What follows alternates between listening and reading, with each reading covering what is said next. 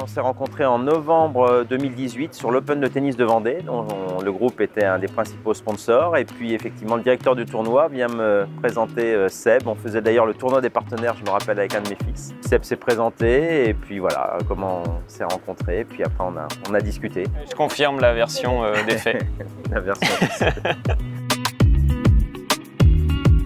Justement, à partir de cette rencontre, je pense que dès le début, on s'est bien entendu, on a bien matché. Bon, Seb sablait, un compétiteur. Effectivement, il sortait aussi de sa victoire de la Solitaire du Figaro. Nous, dans le groupe, on aime la performance. Donc, effectivement, on n'aurait pas imaginé de se lancer dans pareille aventure avec un skipper, entre guillemets, non performant. Donc, je dirais, et puis en termes de personnalité, j'ai trouvé quelqu'un, à l'époque, il était même un peu timide. Il l'est beaucoup moins maintenant, mais effectivement, d'humble.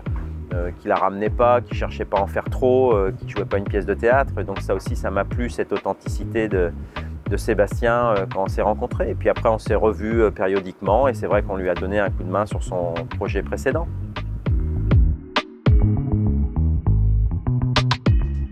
C'est d'abord une fierté parce qu'effectivement, déjà, c'est une histoire qui dure depuis 2018. Donc ça fait un petit moment. C'est une histoire de rencontre, je pense, d'abord.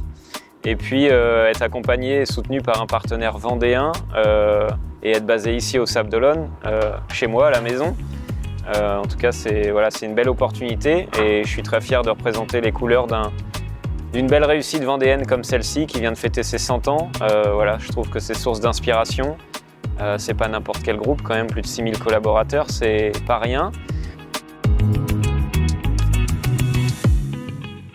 Valeurs du groupe Dubreuil pendant cet anniversaire des 100 ans qui, je pense, me tiennent à cœur, qui sont le respect d'une part, l'engagement aussi. Je pense que j'ai montré et je suis prêt à le faire encore, que je suis déterminé à aller au bout de cette aventure du Vendée Globe et je suis prêt à tous les sacrifices pour y arriver.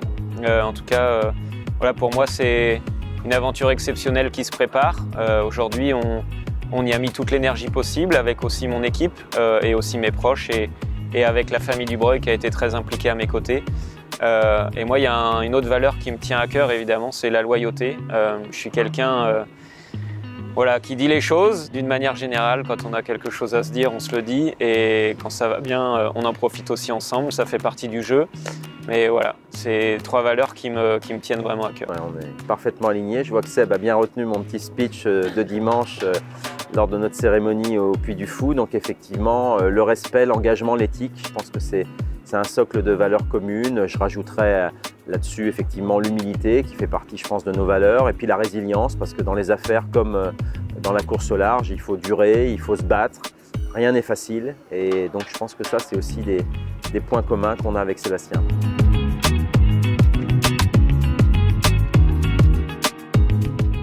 Je pense que quand on est bercé tout petit dans une activité, alors Seb m'en parlait pour son cas personnel, bon moi j'ai eu la chance avec mon père de faire de l'avion en étant tout petit, donc forcément à un moment donné ça influence, hein, donc je pense que c'est héréditaire, je sais pas, mais en tout cas c'est effectivement ça peut créer des déclencheurs en tout cas.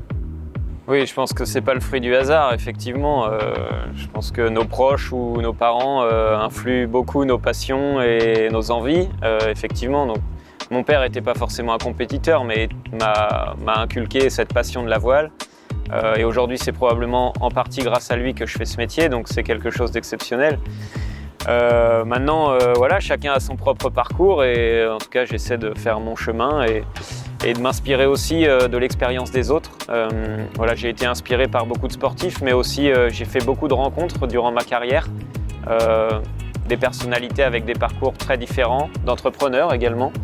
Et je garde ça en souvenir et en général, j'essaie aussi d'entretenir ces relations qui m'ont inspiré un jour et qui m'inspireront encore plus tard.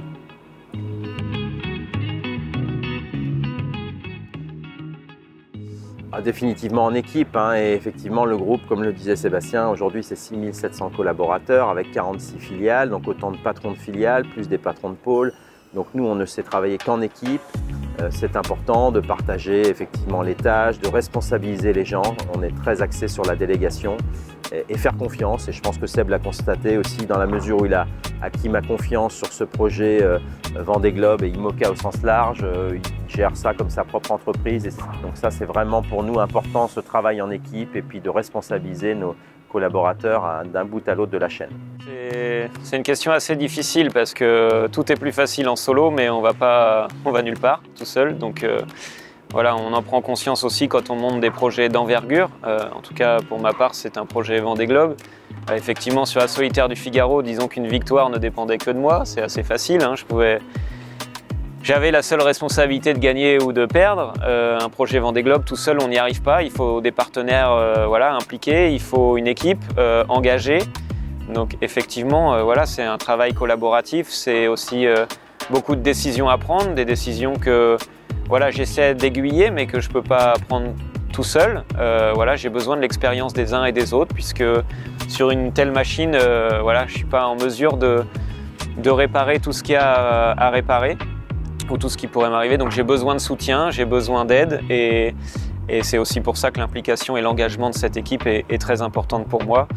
Mais également l'engagement du groupe du Breuil, qui est probablement, comme je l'ai déjà dit, l'un des partenaires les plus engagés dans le circuit IMOCA. Et je pense qu'on peut aussi bénéficier de cette expérience, aussi grâce à la famille du Breuil, l'engagement dans l'aérien, des protocoles, ça peut être aussi comment dire, de la rigueur, voilà. Effectivement, on va sûrement en reparler, mais il y a beaucoup d'analogies entre le bateau et l'avion. Hein. Effectivement, l'erreur peut coûter très cher, particulièrement en avion, où malheureusement l'erreur ne pardonne pas. Donc le fait que François Dubreuil, mon cousin, soit impliqué sur ce projet au niveau coordination technique, prendre un peu de hauteur, je pense que c'est du plus. Après, évidemment, c'est Seb qui reste le décisionnaire et le maître d'œuvre de son projet. Mais si on peut aider, nous on est là pour aider, donc effectivement, si on peut le faire, avec grand plaisir. Faire confiance.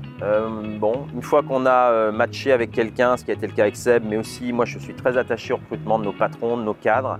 Je dirais qu'une fois qu'on a matché, on se tape dans la main et on fait confiance. Je pense que c'est la qualité première, parce que je vois tellement encore de gens qui veulent tout faire par eux-mêmes. Ces gens-là sont très vite limités, donc on ne réussit que si effectivement on arrive à partager une vision, un projet, et après les gens se mettent en ordre de marche.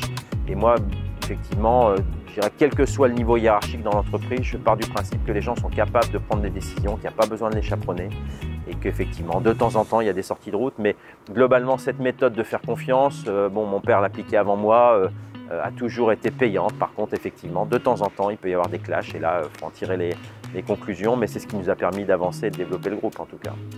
Oui, j'ai beaucoup moins d'expérience parce que voilà, je suis plus jeune et j'ai un projet de moins grande envergure, mais effectivement, la confiance, le partage, le dialogue, je pense que c'est des valeurs essentielles à un bon, voilà, à la réussite d'un projet. Effectivement, des décisions ne peuvent pas se prendre toutes seules. Il faut pouvoir communiquer, il faut entretenir le dialogue, il faut partager ces prises de décision. Je pense qu'une décision prise à plusieurs est toujours mieux assumée qu'une décision prise toute seule.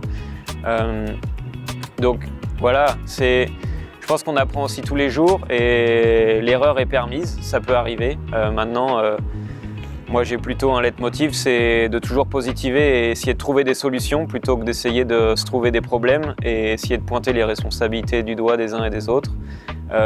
Voilà, une fois qu'on est face à une situation problématique, essayer plutôt de réfléchir à la solution pour résoudre ça et surtout mettre en place ce qu'il faut pour éviter que ça se reproduise. Voilà.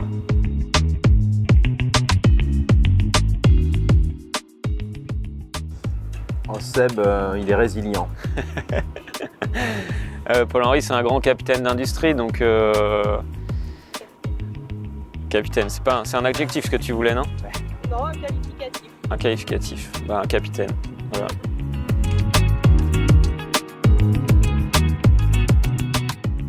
Alors déjà, moi c'était au Sable d'Olonne. Alors malheureusement dans la famille, on est beaucoup plus bateau à moteur que voile, mais on aime la mer, on aime la navigation. Donc je dirais que mon père a toujours eu des bateaux. Il a commencé par un 420, il a eu 2 voiliers, puis après il a basculé sur un bateau à moteur. C'était un Roca et c'était en 1975, donc j'avais 4 ans.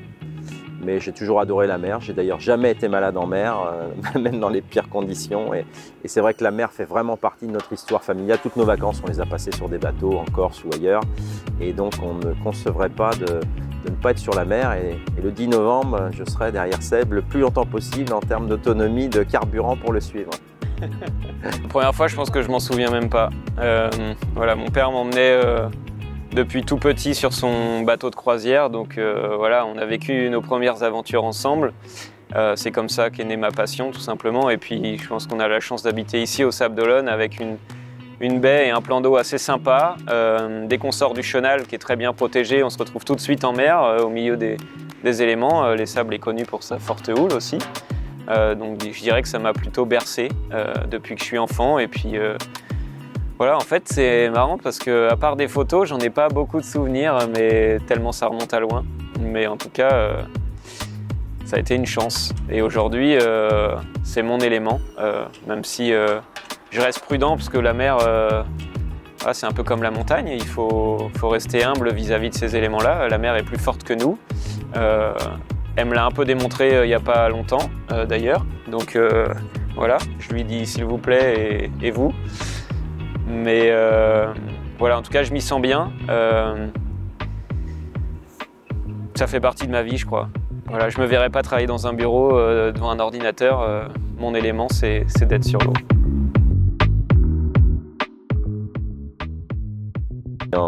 On est allé en Martinique, on est allé à New York. Bon, il se trouve en plus que les destinations des courses que Seb a fait, c'est Martinique, c'est évidemment avec Air Caraïbes, French Bee pour New York.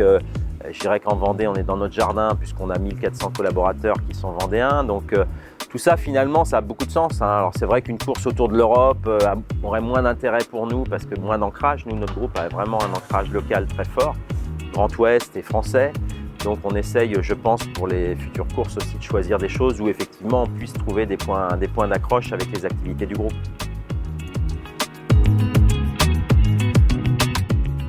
Alors, pilote d'avion, je pense qu'honnêtement ça se ressemble. Les éléments sont différents, mais comme le disait Seb, il faut être très humble face à... En ce moment, on a pas mal d'orages. Je volais hier, j'ai pas mal slalomé. Bon, l'avantage, c'est qu'on a des radars météo, on peut passer au-dessus, on peut passer à côté, alors que Seb, quand il a un grain qui arrive, il le subira forcément plus.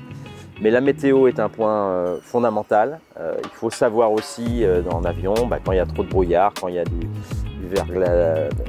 verglas, etc., il faut savoir renoncer, ce qui n'est pas toujours facile, mais il peut y avoir quelques journées dans l'année où c'est mieux de ne pas voler. L'électronique embarquée, il y a beaucoup de points communs, je pense aussi, même si mon avion est beaucoup plus simple que le cockpit de Seb.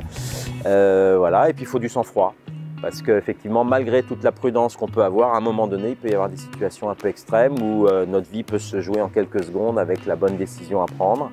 Et là, effectivement, c'est ce qu'on disait dimanche, il vaut mieux prendre une grande inspiration, rester concentré, et puis en général, ça se passe bien. Effectivement, je pense qu'il y a quelques similitudes.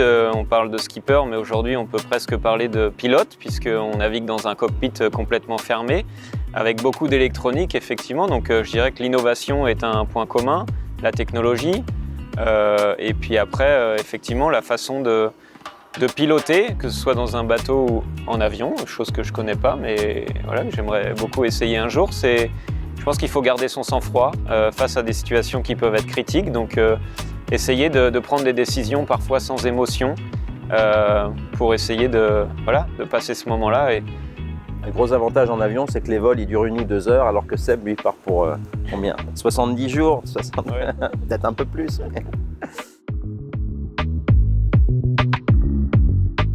L'objectif qu'on s'est fixé avec Seb, c'est de le terminer. Parce qu'on a eu quand même quelques déconvenues, une difficulté sur les courses précédentes, même si la 4e place sur la New York-Vendée a été assez exceptionnelle. Et franchement, je pense que ça a été très positif pour Seb comme pour nous, parce qu'on a vu qu'on pouvait figurer effectivement parmi les meilleures écuries. On sait qu'on a un très bon bateau, on sait qu'on a un très bon skipper.